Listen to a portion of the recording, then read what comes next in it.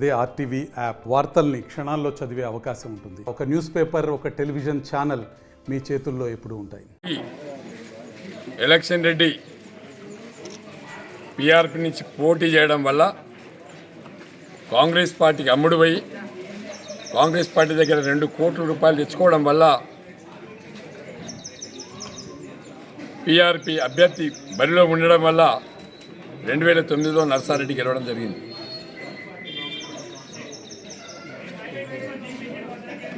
2009 నుండి 14 వరకు నర్సారెడ్డి ఎమ్మెల్యేగా అధికారంలో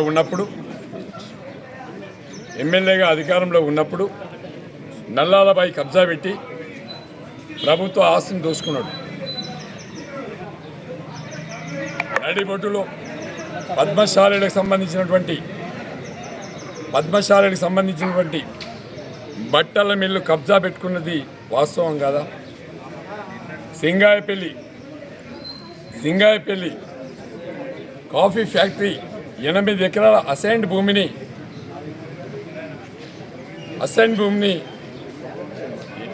దాన్ని నోటిఫై చేసుకొని అమ్ముకున్నది వాస్తవం కాదా? రాణిబేగ్ సీలింగ్ భూమిని దొంగ రిజిస్ట్రేషన్ చేసింది నిజం కాదా? ఇవన్నిటికీ ఆధారాలు ఉన్నాయి. వీటి మీద పాటలు కూడా రాసినాం. వాటి మీద కేసులు కూడా పెట్టినావు. కేసులు కూడా ఆ రోజు కొట్టివేయడం జరిగింది. అదే కాకుండా 2014 ఎలక్షన్లలో నువ్వు కాంగ్రెస్ పార్టీ అభ్యర్థిగా ఉండి వారం రోజుల ముందుకే సెల్ ఆఫ్ చేసుకొని కాంగ్రెస్ పార్టీ కార్యకర్తలకు అందుబాటులోకి లేకుండా ఉండి ఆ రోజు టీఆర్ఎస్ పార్టీ పోటీలో ఉంటే అందుబాటులో లేకుండా పోయి అమ్ముడు పోయింది నిజం కాదా? 2014 నుండి 19 వరకు టీఆర్ఎస్ పార్టీలో ఉండి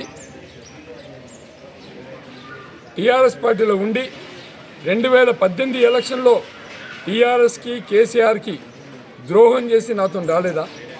నాకు నువ్వు ఓటు వేయలేదా? నా వెంట నువ్వు తిరగలేదా? 2018 ఎలక్షన్లు అయిపోయాక 2024 వరకు నీ అడ్రస్ ఎక్కడా? 2023లో పోటీ చేస్తే నీకు డిపాజిట్ వచ్చిందా? మరి అలాంటి వ్యక్తివి నా కోసం మాట్లాడే నైతిక హక్కు నీకుందా? నా పేరు చెప్తేనే నీకు 2009లో వెన్నులో వెనుక పుట్టిందంటే నేటి వరకు కూడా నా ముంగట గంట సేపు నిలబడలేవు. ఓ గంట కూడా నిలబడలేవు. నన్ను చూస్తేనే షేక్ అవుతావు నువ్వు.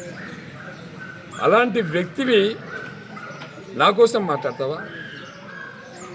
కబ్జాలు చేసే చరిత్ర నీది. అవినీతికి పాల్పడే చరిత్ర నీది. కాంగ్రెస్ పార్టీ ద్రోహి నువ్వు అధికారంలో లేనప్పుడు నువ్వు కాంగ్రెస్ పార్టీకి ద్రోహం చేసి టీఆర్ఎస్ పార్టీలో ఉన్నప్పుడు కాంగ్రెస్ పార్టీ నాయకులు కొంతమంది కాంగ్రెస్లో ఉన్నారు. వాళ్ళకు మార్కెట్ కమిటీ, వాళ్లకు నాచారం టెంపుల్, వాళ్ళకు కొండపోశమ్మ టెంపుల్, వాళ్ళకు మలుగు మార్కెట్ కమిటీ చైర్మన్ మా నాయని యాదగిరి 14 ఏళ్ళ ఆయనతో నుండి పాపం ఆర్థికంగా ఇబ్బందుల్లో ఉంటే కూడా ఆయనకు మార్కెట్ కమిటీ న్యాయం జరుగుతుంది. అమ్ముకుంటున్నావు. అధికారంలో వచ్చి 100 రోజులు కాలే, ఇలా గజ్వేల్ అంతా కోడై కూస్తుంది. నువ్వు ఏ ఫ్యాక్టరీ దగ్గర ఎన్ని డబ్బులు తీసుకుంటున్నావు? ఇలా ఉసుక లారీ నడిపించుకోవాలంటే భయం ఉంది గజ్వేల్లో. ఓ మట్టి లారీ నడిపించుకోవాలంటే భయం ఉంది. గజ్వేల్లో ఫ్యాక్టరీలు కట్టుకోవాలంటే భయపడుతున్నారు. నువ్వు ఒక దుర్మార్గుడిలాగా తయారవుతున్నావు. నువ్వు పోలీసు వాళ్ళని అడ్డం పెట్టుకొని, అధికారులను అడ్డం పెట్టుకొని మళ్ళీ కేసులు పెట్టించే ప్రయత్నం చేస్తున్నావు. 100 రోజులలో ఇప్పటికి 23 కేసులు చేపించినావు. ఎక్కడెక్కడ తూప్రాన్లో కేసులు, వరిగల్లో కేసులు, మొలుగులో కేసులు, గజ్వేల్లో కేసులు. ఇదేం చరిత్ర? అధికారం లేనప్పుడు ప్రజల కోసం ఎందుకు పోరాటం చేయలే? ప్రజల మధ్య ఎందుకు నిలబడలే? నువ్వు అధికారంలో ఉన్నప్పుడు యూరియా అమ్ముకున్నటువంటి దౌర్భాగ్యుడు నువ్వు. యూరియా లారీలు అమ్ముకున్నటువంటి దౌర్భాగ్యుడు నువ్వు. నీ చరిత్ర తెలియని వాడికి నా కోసం మాట్లాడుతున్నావా నువ్వు? నేను కబ్జాలు చేసే చరిత్ర నాది కాదు. నేను 1984లో నువ్వు చెడ్డి కట్టనప్పుడే నేను వ్యాపారం స్టార్ట్ చేసిన. 1984 నుండి 2000 వరకు నాది బోర్వెల్ బిజినెస్. నాకు 4 రిగ్గులు, నాకు వ్యాపారాలు, అప్పుడు కొనుక్కున్నటువంటి భూములు. రాజకీయాల్లోకి వచ్చినాక నేను ఎక్కడ వ్యాపారాలు చేస్తలేను, ఎక్కడ భూదందాలు చేస్తలేను, ఏ బిజినెస్లు లేవు నాకు. అప్పుడు కొనుక్కున్నటువంటి ఆస్తుల్ని అమ్ముకొని ప్రజలకు దారాదత్తం చేస్తున్నా, ప్రజలకు సేవ చేస్తున్నా. అధికారం ఉన్నా అధికారం లేకున్నా 2009లో అధికారం లేదు నాకు, పోటీ చేసిన. 2014లో పోటీ చేసిన, 2018లో పోటీ చేసిన, 2023లో కేసీఆర్ పక్షాన్ని నిలబడి పనిచేసిన. నేను ఏ పార్టీలో ఉన్నా కూడా, ఏ పార్టీలో పోయినా ప్రజల కోసం పార్టీలు మారింది తప్ప నా పర్సనల్ వ్యాపారాల కోసమో, డబ్బులు సంపాదించుకోవడం కోసమో, పార్టీల ఫ్యాక్టరీల మీద పడి దోసుకోవడం కోసం నేను పార్టీలు మారలే. అధికారం ఉన్నా లేకున్నా ప్రజల మధ్యన ఉండి పనిచేస్తున్నా, ప్రజల కోసమే పనిచేస్తా. కాబట్టి నర్సారెడ్డి గారు, నువ్వు మాట్లాడేప్పుడు జాగ్రత్తగా మాట్లాడడం నేర్చుకో. ఇంకిత జ్ఞానం ఉండాలి. మనిషి లెక్క బతుకు. అధికారం ఎప్పటికి ఎవరికి శాశ్వతం కాదు. అధికారం ఉండి అహంకారం ఉన్నోడు ఎవడు కూడా చరిత్రలో మిగలలే. మీరు కూడా అధికారం అహంకారం అడ్డం పెట్టుకుంటే నువ్వు కూడా చరిత్ర ఈనుడివి. మళ్ళీ నీకు డిపాజిట్ రాకున్నా కూడా ఏదో కాంగ్రెస్ పార్టీ అధిష్టానమా పుణ్యమా అని చెప్పి వచ్చినటువంటి ఇన్ఛార్జిని పెట్టుకొని ఇలా అధికారుల దగ్గర డబ్బులు వసూలు చేస్తున్నావు. అధికారులు ఇలా పని చేయాలంటేనే భయపడే వాతావరణం వచ్చింది ఇక్కడ అని చెప్పి సందర్భంగా నేను హెచ్చరిస్తున్నాను. చేస్తున్నటువంటి యాదవరెడ్డి గారిని, ఎలక్షన్ రెడ్డి గారిని అధిష్టానం వెంటనే సస్పెండ్ చేయాలి అని చెప్పి నేను డిమాండ్ చేస్తున్నాను. ఉండి విత్ ఇన్ ద పార్టీలో ఉండి పార్టీకి వ్యతిరేకంగా మాట్లాడుతున్నారు. ఏం చేసిరన్న? పార్టీకి వ్యతిరేకంగా మాట్లాడుతుండ్రు. నన్ను అభ్యర్థిగా నిలబడితే